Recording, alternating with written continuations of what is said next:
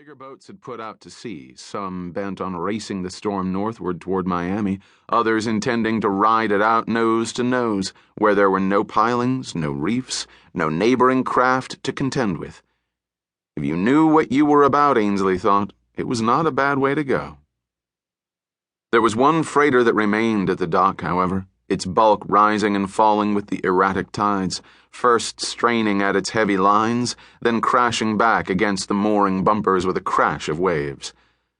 The Magdalena, Ainsley nodded. Some Spanish he could read.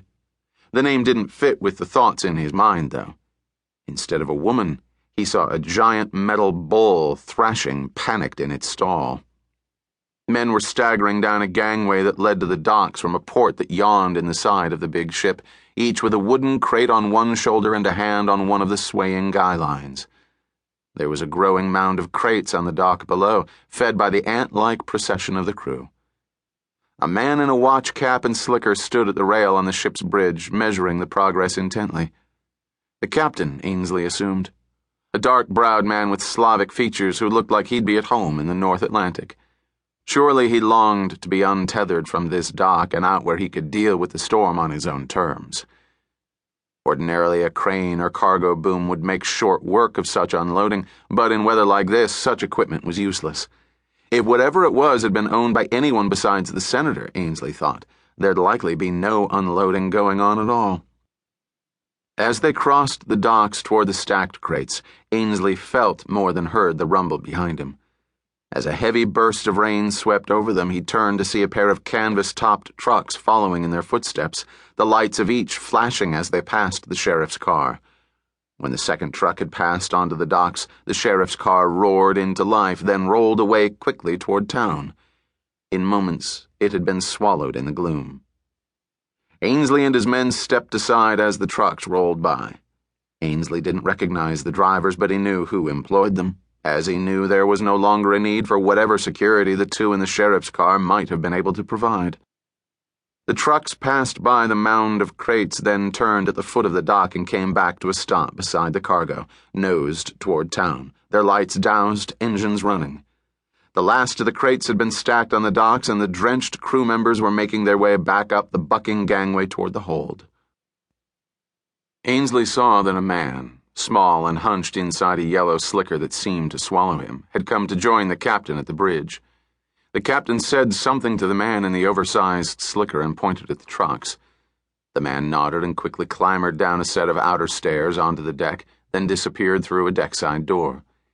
In moments he reappeared at the gangway, pulling himself hand over hand down one of the lines to the dock.